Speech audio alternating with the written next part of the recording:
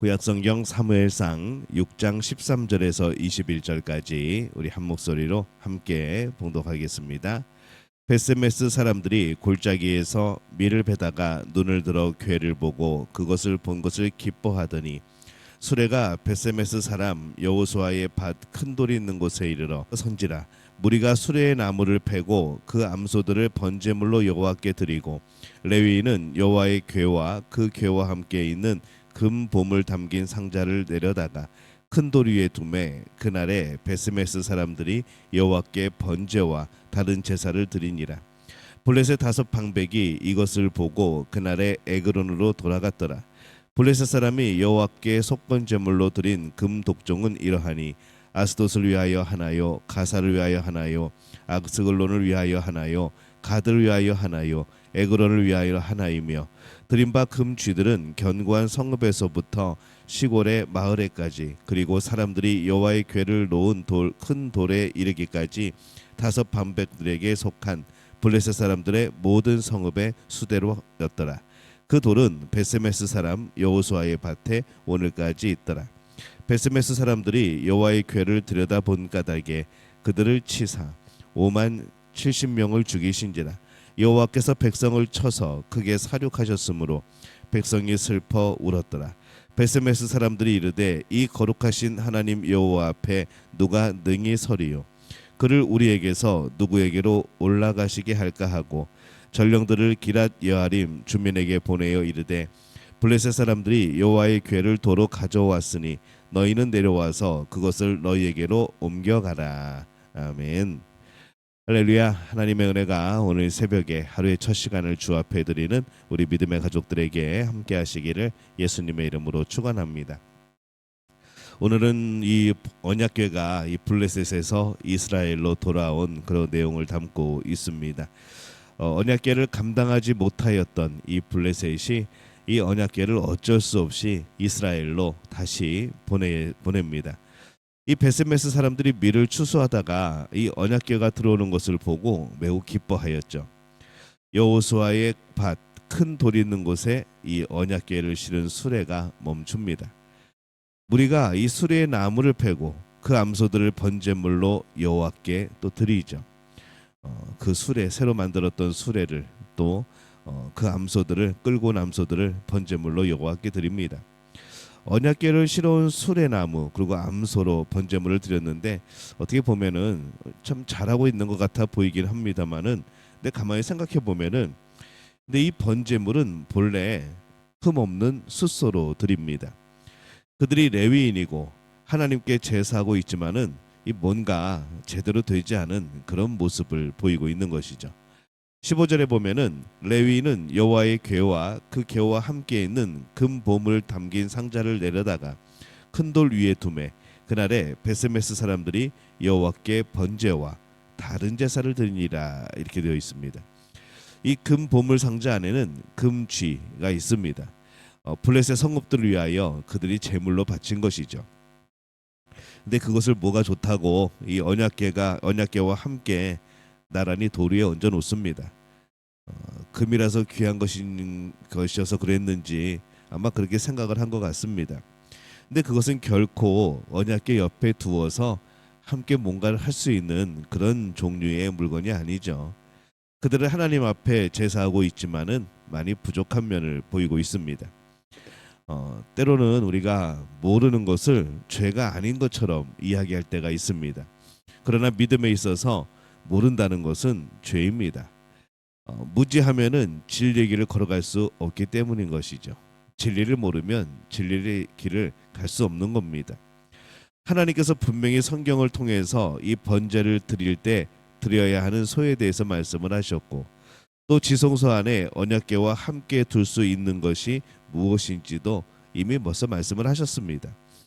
그런데 그들은 그러한 것에 대해서 몰랐고 모르니까 죄를 짓게 됩니다.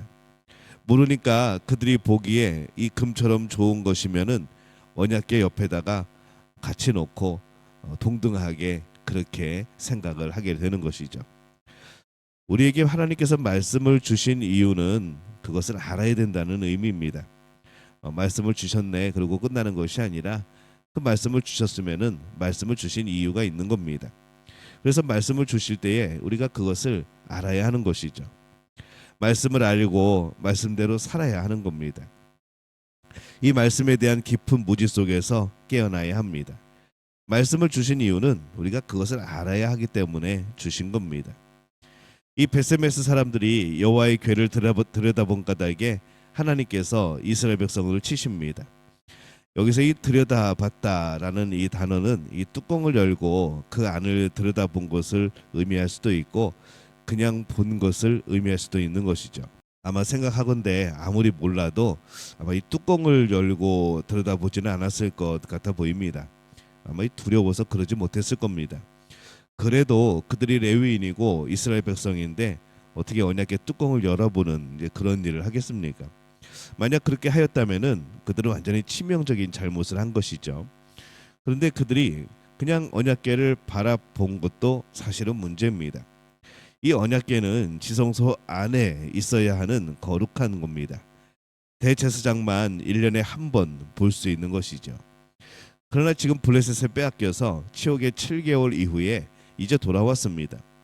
그러면 그냥 지금은 그렇게 봐도 되는 것인가? 블레셋은 괜찮습니다. 그들은 모르니까 그렇다고 쳐도 이스라엘 백성들이 블레셋 사람들처럼 그렇게 언약궤를 가볍게 여겼다면은 그것도 또한 문제가 되어지는 것이죠. 언약궤를 대할 때 마치 우리가 태양을 눈뜨고 보는 것처럼 그렇게 감히 쳐다볼 수 없어야 하는 것이죠. 그냥 눈으로 보면은 그냥 금으로 도금한 화려한 그런 상자이지만은 믿음으로 보면은 하나님의 임재와 하나님의 영광이 나타나는 곳입니다.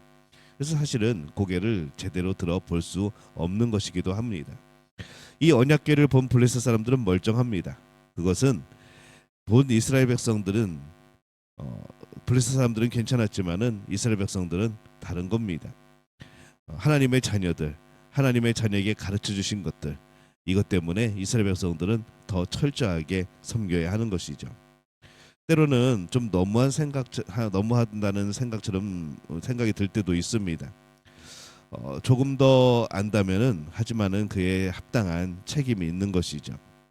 그들은 하나님의 백성이고 또 레위인이었기 때문에 더욱더 책임이 있는 겁니다. 또 오늘 말씀에 5만 70명을 죽인지라 이렇게 기록을 합니다. 이 구약 히브리어 성경은 5만 70명으로 기록이 되어 있습니다.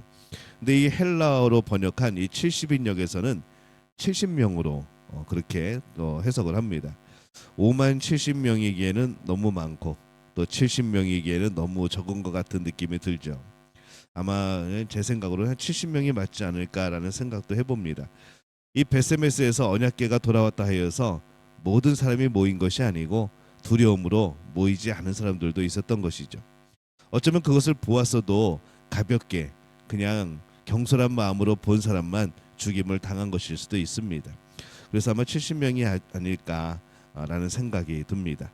그래서 이 5만이라는 곳에 이제 가로가 쳐 있습니다.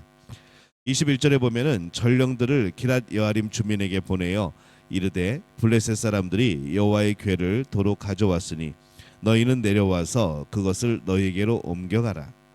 이 베스메스 사람들은 그들이 이스라엘 백성이고 레위인이었음에도 불구하고 언약궤를 감당하지 못합니다. 그래서 기랏 여아림 사람에게 도움을 청하는 것이죠. 이 기랏 여아림 사람들이 누구인가 하면은 여호수아 때에 이 가나안 민족이었습니다. 하지만은 죽임을 면한 대신에 그들이 거짓말을 말한 대가로 이제 이스라엘의 종살이를 하게 되었죠. 그래서 그들은 언약궤에 대해서도 어떻게 다루어야 되는지 익숙하게 알고 있던 사람들입니다. 그래서 그들에게 그 언약궤를 옮기라고 말을 하는 겁니다. 사실 레위인의 마을인 이 베스메스 사람들이 언약궤를 감당해야 됩니다. 그 레위인들이 할 일이죠. 당시 이 실로라는 곳은 이미 블레셋에 의해서 완전히 파괴가 되었고 그곳에 있던 여호와의 집도 다 무너졌을 겁니다. 그래서 이 언약궤가 갈 곳이 없습니다. 그렇다면 베세메스 사람들이 감당하는 것이 맞는 것이죠. 레위인이 감당하는 것이 맞습니다. 그러나 그들이 감당하지 못합니다. 문제가 생겼다면 뭐가 문제인지를 알아보고 바른 모습으로 바꿔야 될 텐데 힘들어지자 바로 언약궤를 옮길 생각부터 하고 있는 것이죠. 우리가 교회 다니면서도 그들 안에 있는 하나님의 영광을 감당하지 못하는 경우들이 있습니다. 하나님과 동행하며 그 영광의 길을 가는 것을 거부할 때가 있는 것이죠. 잘 모르기 때문에 그렇습니다. 그냥 부담스러운 겁니다. 근데 그게 부담이 아니고 하나님과 동행하는 길이고 하나님의 영광을 드러내는 일이라고 한다면은 우리는 정말 중요한 것들을 거부하는 것이죠. 이 언약궤를 거부하는 이 베세메스 사람들처럼 하나님의 친밀한 동행을 거부하는 이 교인들이 참 많은 겁니다. 그것이 불편해서 그것이 부담스러워서 또 그것이 너무나도 싫어서 그런 경우들이 참 있는 것이죠. 언약궤가 이 블레셋에서 오늘 이스라엘로 돌아오는 모습을 봅니다.